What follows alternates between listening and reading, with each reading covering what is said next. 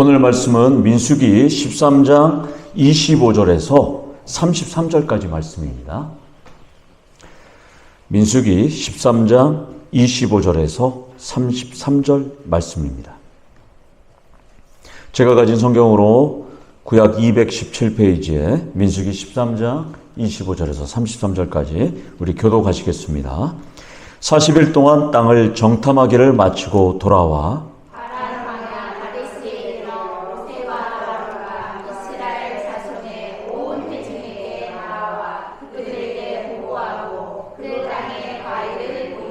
모세에게 말하여 이르되 당신이 우리를 보낸 땅에 간즉 과연 그 땅에 적과 꿀이 흐르는데 이것은 그 땅의 과일이니이다. 그러나 그 땅 거주민은 강하고 성읍은 견고하고 힘이 클 뿐 아니라 거기서 아낙 자손을 보았으며 아말렉인은 남방 땅에 거주하고 헤딘과 여부스인과 아모리인은 산지에 거주하고 가나안인은 해변과 요단가에 거주하더이다. 갈렙이 모세 앞에서 백성을 조용하게 하고 이르되 우리가 곧 올라가서 그 땅을 취하자.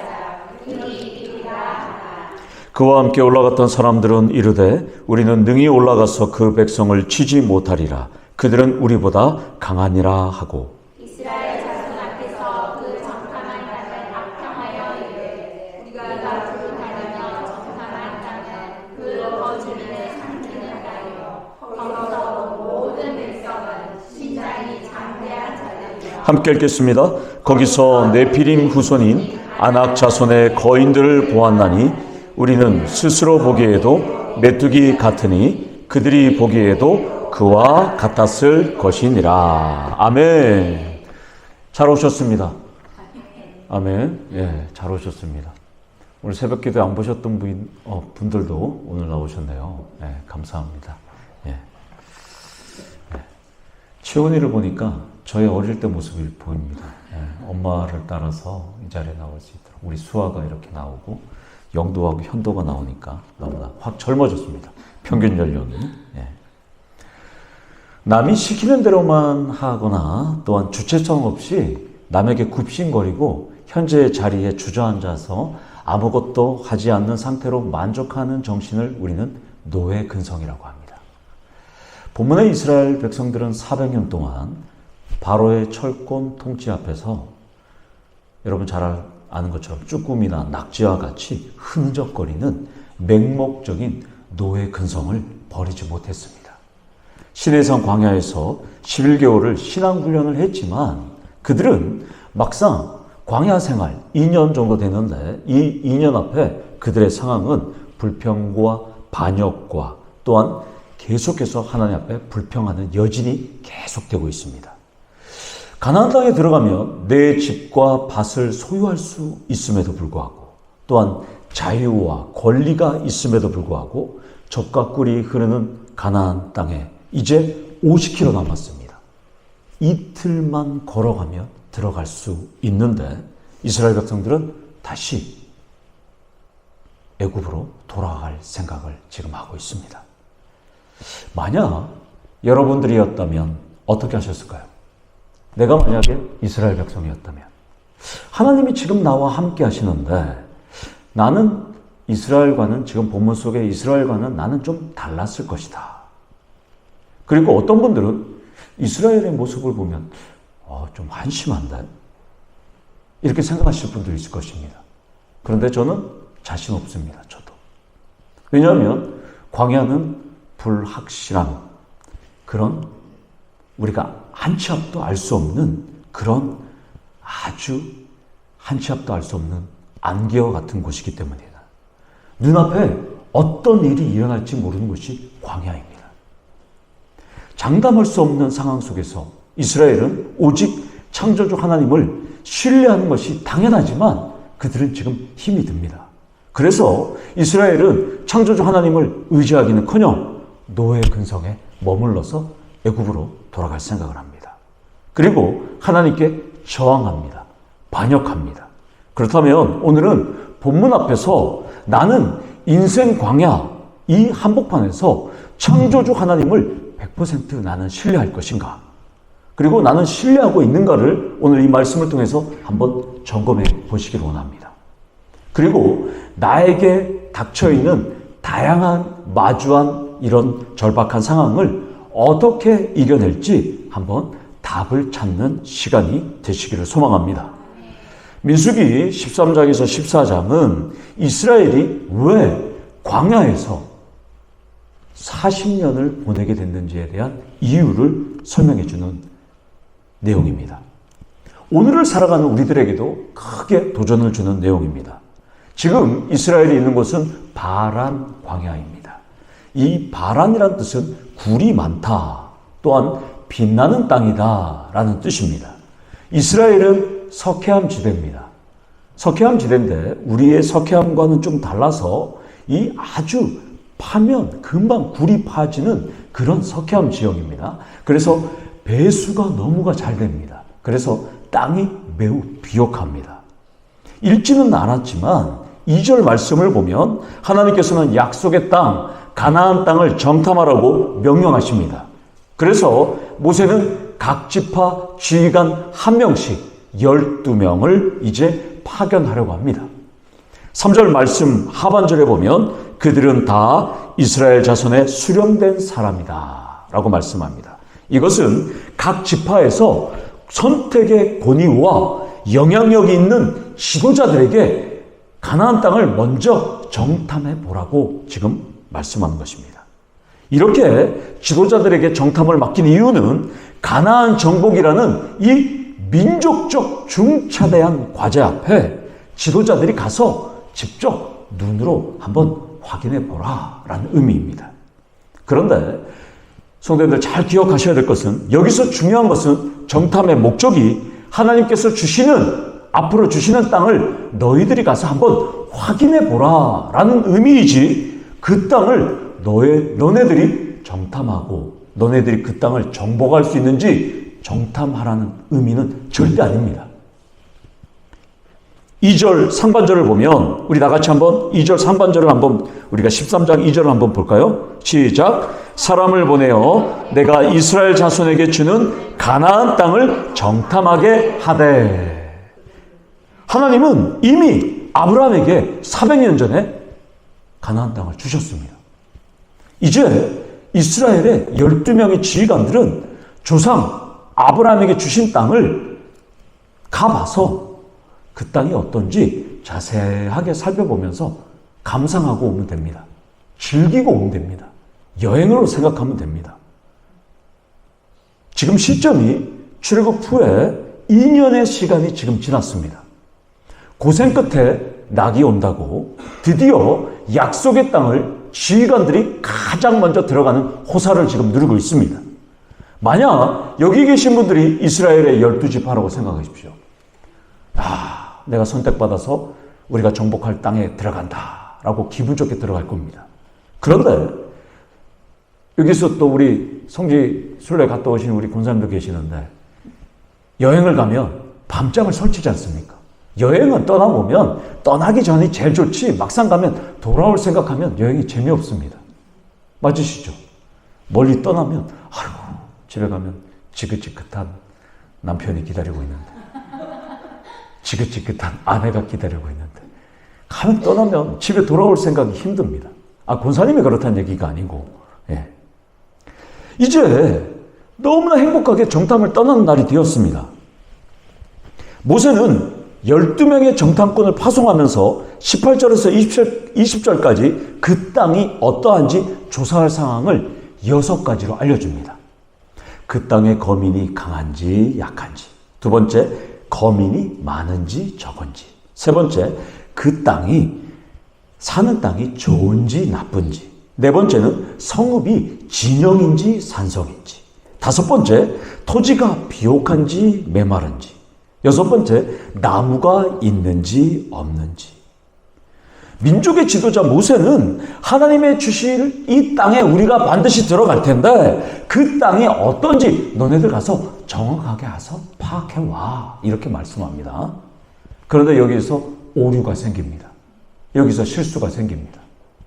왜냐하면 40일 동안 정탐을 다 한 후에 이 사람들이 와서 하는 말이, 우리는 그 땅의 백성을 치지 못한다 라고 말합니다. 31절에 그렇게 고백합니다. 아니 그 땅에 가서 정탐만 하고 오라 했지 얘네들은 지금 33절에 보면 우리는 메뚜기 같아 라고 고백합니다. 하나님이 주시는 땅인데도 이 12지파의 지휘관들은 우리의 무기와 병사로는 가나안 민족과 피 튀기는 전투를 해서 도저히 차지할 수 없어요 라고 지금 오류를 범합니다. 창세기 17장 7절에 무려 400년 전에 아브라함에게 가나안 온 땅을 주어 영원한 기업이 되게 하고 나는 그들의 하나님이 되리라 라고 약속했음에도 불구하고 이 지휘관들은 기쁜 마음에 가서 살펴보지 않고 우리는 가서 정복하지 못합니다. 우리는 메뚜기입니다. 이렇게 고백합니다. 정탐을 보내시는 하나님의 목적, 하나님의 뜻을 이들은 다 잊어버렸습니다. 오로지 자신들의 생각, 자신들의 판단이 우선이 됩니다. 고작 이들이 그 땅에 가서 의기소침해서 지금 돌아왔습니다. 여기에서 첫 번째, 인생 광야를 살아가는 나에게 필요한 첫 번째 답은 내가 어디에 어떤 상황에 놓여 있더라도 의기소침하지 마시고 하나님께서 주실 기쁨을 소망하셔야 한다는 것입니다. 아멘이십니까? 제가 신학을 하면서 가장 행복한 것은 이 땅에서는 아무리 아등바등 살고 아무리 힘이 들어도 저 천국이 보이기 때문입니다. 여러분들은 서울에 한강이 보이는 동부 이천동 고급 빌라에 살지 못합니다. 그리고 쇼핑하듯이 해외여행을 매주에 갈 수 없습니다. 또한 우리는 매일 산의 진미를 먹지를 못합니다. 또한 깐죽거리면서 괴롭히는 지긋지긋한 사람들과 우리는 살아갈 때도 있습니다. 또한 민원인들도 만날 때가 많습니다. 그러나 우리는 저와 여러분 안에는 천국이 있기 때문에 우리는 행복하셔야 한다는 것입니다. 본문은 하나님께서 내가 주는 가나안 천국을 정탐하라고 명령했을 뿐 어떻게 정복하라고 파악하라고 말씀하지 않았습니다. 어떤 땅인지 그저 보고만 오면 됩니다. 그런데 지휘관들은 자신들의 임무를 완전히 망각합니다. 40일 동안 땅에 대한 정보만 수집해서 오면 되지 모세에게 그렇게 보고만 하면 되지 우리는 망했다라고 판단해서 보고합니다. 이것을 보면 신앙생활 우리도 오래 한 분일수록 지파의 이 지휘관들처럼 뭘 하자고 하면 그거 해봤는데 안 됩니다. 뭘 이렇게 하자면 그거 다 해봐서 이제 할 필요가 없습니다. 이렇게 말합니다. 교회를 오래 다니고 성경을 알고 영적 체험을 하신 분들이 오히려 교회의 마이너스적인 부분들 이럴 수도 있다고 본문은 경고합니다. 사탄은 여러분의 상황과 환경을 처지를 절박하게 만듭니다. 가족과 이웃을 통해서 여러분들의 믿음과 기도 생활을 완전히 흔들어버리고 의기소침하게 만든다는 것이죠. 정탐꾼처럼 눈앞의 현실에 못합니다. 안 됩니다. 그리고 그것을 들었던 이스라엘 백성들은 아이고 하고 고걸합니다. 사랑하는 성도 여러분, 절박한 환경, 답답한 처지에 있더라도 좌절하지 마시고 우리 하나님께서 주시는 소망을 바라보면서 인내하면서 기도하면서 승리하시기를 소망합니다. 그런데 참 재미있는 것은 각 지파의 지휘관들은 나쁜 것만 보고하지는 않았습니다. 26절과 27절을 보면 그 땅에 과일들을 보여주면서 그 땅은 젖과 꿀이 흐르는 땅이라고 표현합니다. 정탐꾼들이 갔던 경로들을 살펴보면 이스라엘 지금 이 바란 광야를 지나가면 이스라엘의 가장 밑에는 네게브 사막이 있습니다. 그 네게브 사막을 지나가면 바로 유다 산지가 나옵니다. 유다 산지 헤브론을 지납니다. 이 헤브론은 해발 1000m 고지입니다. 그러니까 이 고지를 지나서 이들은 땅이 비옥한 석회암 지대에 이스라엘 땅을 갑니다.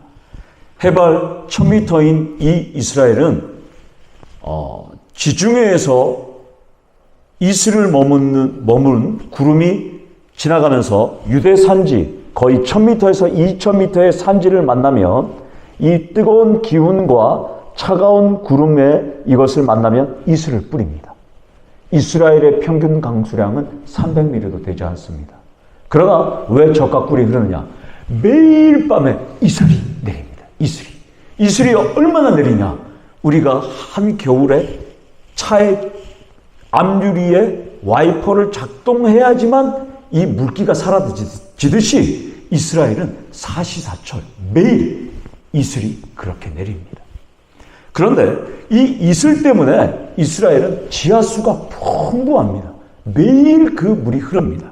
그렇기 때문에 석류, 무화과, 포도, 올리브, 오렌지, 요새는 특용작물이라고 해서 바나나, 애플, 망고까지 이스라엘이 엄청나게 재배합니다. 그런데 이스라엘이 얼마나 축복받은 땅이냐면 유럽에서 매일 소비되는 최소의 40%가 지금도 이스라엘에서 공급이 됩니다.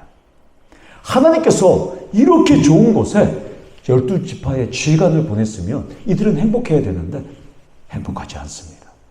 2년째 척박한 광야에서 지냈던 이 지휘관들이 때마침 포도가 주렁주렁 열리는 7, 8월 달에 지금 올라간 겁니다. 엄청난 감격과 흥분을 경험합니다. 성도 여러분, 이스라엘 가면 청포도 먹으면 입에 집어넣으면 답니다. 설탕 먹는 것 같습니다. 지금 이 지휘관들은 눈이 막 돌아갈 정도로 지금 행복합니다. 결국 유다 지파 이 갈렙은 이때에 정탐했던 이때의 그 기분, 그 감격을 잊지 못해서 나중에 여호수아에게 헤브론 산지를 달라고 요청하는 겁니다. 얼마나 좋았으면. 그런데 나머지 10명의 지휘관들은 척박하다고 보는 것이죠. 여기에서 인생 광야를 살아가는 나에게 필요한 두 번째 답은 대화를 나눌 때나 일을 할 때 결론을 미리 만들지 말아야 한다는 것입니다. 다시 말해서 우리는 인생 광야에서 살아가는데 이스라엘 백성들처럼 좋은 것과 나쁜 것, 긍정과 부정, 또한 숱하게 그런 것들을 선악을 마주합니다. 그때마다 최상의 선택은 하나님이 계시니까 좋은 것과 긍정이 되셔야 한다는 것입니다. 아멘이십니까? 그렇다고 해서 우리가 최악의 결론이 나올 수도 있습니다. 내가 살다 보면 최악의 결론이 나에게 도출될 때도 있습니다. 그러나 실패하고 또한 성과도 없을 때도 있습니다. 그러나 우리도 변화를 두려워하거나 실패를 두려워하면 안 된다는 것입니다. 중요한 것은 하나님께 모두 맡기시는 우리 성도님들 되시기를 소망합니다. 본문 지휘관들은 모세에게 보고할 때 먼저 나쁜 것을 먼저 보고하고 그 다음에 좋은 것을 보고했습니다. 저는 성경을 연구하면서 이들이 나쁜 것을 먼저 보고한 다음에 좋은 것을 보고하지 말고 좀 이 보고 방법이 좀 바뀌었으면 어땠을까 그런 생각을 합니다. 그러니까 이 사람들이 처음에는 좋은 것을 먼저 보고했지 않습니까? 그 다음에 나쁜 것을 보고했지 않습니까? 그러니까 성도님들도 좋은 것은 나중에 나쁜 것은 먼저 이렇게 해야 되는데 지금 이 보고 방법이 완전히 바뀌었습니다. 그들은 안대부터 딱 생각하고 보고를 했던 것이죠. 이렇게 보고했으면 좋았을 것 같습니다. 그 땅 거주민은 강하고 성읍은 견고하고 골리앗과 같은 거구의 안악 자손들이 있지만 거기에는 비옥하고 참 좋아서 우리는 갈 수 있다. 이렇게 보고했으면 얼마나 좋습니까? 사랑하는 성도 여러분, 교회를 할 때도 이렇게 보고하시기를 소망합니다. 이렇게 대화를 하시기를 원합니다. 힘든데 장로님이라면, 권사님이라면, 집사님이라면 나 할 수 있어. 이렇게 하시는 우리 양덕 참평한 교회 성도님들 되시기를 소망합니다. 성도님들, 이들의 주장에 어떻게 생각하십니까? 도대체 이들의 주장이 맞다고 생각하십니까? 고작 40일 동안 정탐을 해놓고 400년 동안 애굽의 압제에서 살았던 그 모든 것을 지금 다 잊어버리고 40일에 이들은 집중하고 있습니다. 참 한심합니다. 나는 못해. 나는 할 수 없어. 이들은 지금 그렇게 살아가고 있습니다.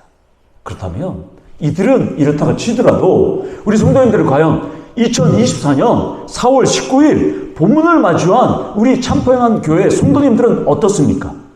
기도할 때 결론을 다 내린 다음에 이 밤에 기도하시겠습니까? 이스라엘 백성들처럼? 오늘 하나님 앞에 지금 기도하는데 다 결론을 낸 다음에 하나님, 결론은 이렇습니다. 결과는 이럴 겁니다. 이스라엘 백성들은 지금 이런 행태를 지금 하고 있지 않습니까? 지휘관들처럼 푸념하고 넋두리만 하실 것입니까? 이 밤에 내가 아는 결론, 내가 아는 결말, 내가 아는 열매, 내가 아는 앞으로의 모든 예측 가능한 상황들 다 내려놓으시기를 원합니다. 그냥 오직 하나님 아버지께서 나의 지금 이 마주한 상황 해결해 주십시오 라고 기도하시는 하나님의 뜻과 섭리만을 바라는 성도님들 되시길 원합니다. 이스라엘 백성들처럼 살지 말라고 민수기 저자 모세는 우리에게 말씀합니다. 예수님은 요한복음 14장 4절, 제가 지금 요한복음 계속 강의하고 있지 않습니까? 너희가 내 이름으로 무엇을 구하든지 내가 행하리라 이렇게 말씀합니다. 기도는 정해진 결론을 하는 것이 아니라 무엇을 구하든지입니다. 성도 여러분, 결론의 신앙이 아니라 무엇을 구하든지의 신앙으로 이 밤에 기도하시기를 소망합니다. 그러면 예수님께서 들어 응답해 주십니다. 저는 여기까지 왔지만 우리 하나님께서 역사는 오묘하십니다. 제가 계산하고 제가 이렇게 해주면 좋겠습니다. 또 경우의 수를 제가 하나님이 워낙 오묘하신 분이기 때문에 신묘막측하신 분이기 때문에 그 하나님 아니까 1에서 3까지의 경우의 수가 아니라 제가 머리에서 짜낼 수 있는 1에서 10까지의 경우 수를 놓고 하나님 해주십시오 라고 이 구간까지 기도합니다. 우리 하나님은 이 구간이 아니라 제가 전혀 상상하지 못한 구간에서 역사를 하십니다. 성도님들 그거 경험하시죠? 네. 그래서 저는 깜짝 놀랍니다. 그 다음부터 제가 깨달은 게 뭐냐면 이제는 다 포기합니다. 경우의 수를 다 포기합니다. 다 내려놓습니다. 오늘 이 밤에 경우의 수를 다 내려놓기를 원합니다. 그런데 오늘 정탐꾼이 주장하는 것은 팩트입니다. 사실입니다. 고구인 사람들이 맞습니다. 여리고 성벽은 도저히 인간이 무너뜨릴 수 없는 거 맞습니다. 계란으로 바위치기가 분명합니다.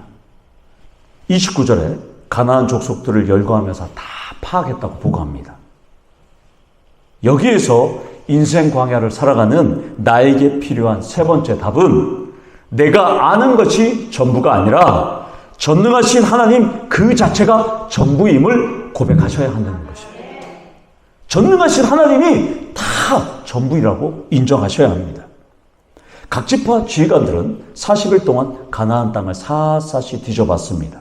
그리고 유심히 살펴봤는데 가나안 족속들이 다 차지하고 있어서 우리 경상도 사투리로 삐댈 공간이 없다고 지금 말합니다. 네? 걸거칠 공간이 없다고 지금 말합니다. 맞습니까? 삐댈 공간이 없답니다, 지금. 내가 가보니까 예상했던 대로 거인 족속이 살고 성읍까지 견고해서 우리는 메뚜기 같아서 이길 수 없으니까 우리 말을 좀 들으라고 지금 말합니다. 결국 이들의 주장은 내가 본 것이 정확하다고, 내가 판단한 것이 정확하다고 이야기합니다. 우리를 보내신 하나님이 틀렸다고 지금 말합니다. 나의 지식과 나의 능력만 생각하는 초보 어린이 신앙에 머물러 있습니다. 그렇다면 오늘 본문을 맞이하는 우리들은 과연 어떤 상태일까요? 나는 내가 아는 것이 전부인 신앙일까요? 우리 하나님은 이 구간에서 저 구간까지만 역사하신 하나님일까요? 이 구간에서 저 구간까지만 지나가면 속도 단속 카메라는 없어지는데 우리 하나님은 그렇게만 계신 하나님일까요? 우리 하나님은 절대 그런 분이 아니라는 것입니다. 저는 여러분의 신앙의 상태가 어떤지는 정확하게 알 수는 없습니다. 그러나 오늘 이 밤에 전능하신 하나님은 여러분의 신앙의 상태, 여러분의 마음을 다 알고 계시다는 것입니다. 그렇다면 오늘 이 밤에 무에서 유를 창조하시고 가나안 땅을 열어주시는 그 하나님의 결정에 기도하시면서 윤호해 주십시오라고 기도하시기를 소망합니다. 왕 앞에 신하가 윤호해 주십시오라고 사극에 많이 나오더라고요. 오늘 이 밤에 만왕의 하신 하나님 앞에 저의 기도 제목을 놓고 윤호해 주십시오라고 기도해 주시는 성도님들 되시기를 소망합니다. 아멘. 30절을 우리 한번 다 함께 읽도록 하겠습니다. 갈렙이 모세 앞에서 백성을 조용하게 하고 이르되 우리가 곧 올라가서 그 땅을 취하자 능히 이기리라 하나. 갈렙이 모세 앞에서 백성을 조용하게 합니다. 이 문장을 보면 지휘관들의 보고에 백성들이 술렁거렸습니다. 이 성인 남성만 250만 명이 넘는, 또한 여성이나 노약자들 합하면 거의 600만 명으로 보는데 이 600만 명이 막 술렁이고 있습니다. 그러니까 갈렙이 조용히 하라고 지금 말합니다. 각 지파를 대표하는 10명의 지휘관들은 부정적이고 회의적이고 그리고 절망적인 보고를 합니다. 그런데 우리가 너무나도 존경하고 우리가 너무나도 사랑하고 우리가 너무나도 예뻐하는 갈렙이 등장합니다. 가나안 땅에 들어갔을 때 갈렙의 나이가 85세니까 지금 광야에서 2년 정도 지났으니까 갈렙의 나이는 지금 40세 중반 정도 되었습니다. 갈렙은 올라가자, 그 땅을 취하자, 능히 이긴다라고 말합니다. 이것은 성도 여러분, 갈렙이 인생의 쓴맛을 맛보지 않은 40대 중반이기 때문에, 혈기왕성한 나이이기 때문에, 또한 왕성한 경력이 있기 때문에 이렇게 주장하는 것이 절대 아닙니다. 갈렙의 주장은 하나님의 약속, 그리고 하나님을 향한 믿음에 근거합니다. 오늘 이 밤에 성전에 올라오신 우리 성도님들도 갈렙과 같이 하나님께서 나의 모든 문제를 해결해 주신다는 약속, 그리고 그 하나님만을 믿는다는 믿음으로 이 밤에 기도하시길 원합니다. 그러면 우리 하나님께서 태의 문을 열어주실 것입니다. 2024년도 주제입니다. 제가 오늘 사다리 타고 올라가서 이렇게만 걸었습니다. 올 한 해 어떤 주제로 할까? 여기 오기 전에 한 2주 동안 고심 끝에 제가 좋아하는 말씀을 했습니다. 원래는 사무엘상 한나의 말씀을 하려고 그랬는데 한나의 말씀을 인용하기가 조금 그래서 창세기 30장 22절로 했고 이번 주 주일 설교가 이겁니다. 성도님들 잘 듣고 동네방네 많이 알려주시길 원합니다. 여러분 어떻게 생각하십니까? 갈렙은 하나님께서 주신다는 약속, 그리고 하나님께서 할 수 있다는 믿음이 있었기 때문에 지금 이렇게 얘기합니다. 그렇다면 우리는 하나님 앞에 어떤 삶을 살아가고 있을까요? 성도 여러분, 하나님께서 할 수 있다는 약속, 믿음, 그것을 근거해서 기도하시는 성도님들 되기를 원합니다. 여기에서 인생 광야를 살아가는 나에게 필요한 네 번째 답은, 믿음은 구원과 승리가 보장되기에 결코 포기하지 말고 끝까지 버티자, 기다리자, 하나님께 삐대자, 삐대시는 성도님들 되시기를 소망합니다. 사랑하는 성도 여러분, 잘 살기 위해서 기도하십니까? 건강하기 위해서 기도하십니까? 이 땅에서 잘 살고 자녀가 잘 되고 건강한 것은 중요합니다. 그러나 이 땅에서 못 살면 어떻습니까? 이 땅에서 건강하지 않으면 어떻습니까? 그리고 이 땅에서 힘들면 어떻습니까? 영원한 하늘나라 가서 영원토록 잘 살면 최고입니다. 사랑하는 성도 여러분, 하나님만을 바라보시길 원합니다. 금요기도회를 사랑하는 기도의 용사들은 갈렙과 같이 절망과 좌절과 또한 어려움 속에서도 그 백성들에게 희망과 용기를 주고 기쁨과 행복을 주는 그런 삶을 살기를 간절히 소망합니다. 갈렙의 믿음과 구원을 주는 이 귀한 말에 다른 지휘관들은 아멘하지 않고, 성도님처럼 아멘하지 않고 즉시 반박합니다. 31절에 그 백성을 치지 못하는데 우리보다 강하다라고 반박합니다. 그리고 갈렙의 말을 또 반박합니다. 32절에 신장이 장대한 자들이다 말합니다. 바로의 군대를 홍해에서 수장시킨 여호와 하나님이 함께 하심에도 신장 탓을 하고 있습니다. 키 탓을. 얼마 전에 우리나라 축구 대표 감독에서 그만두신 클린스만 감독이 생각나는 말 같습니다.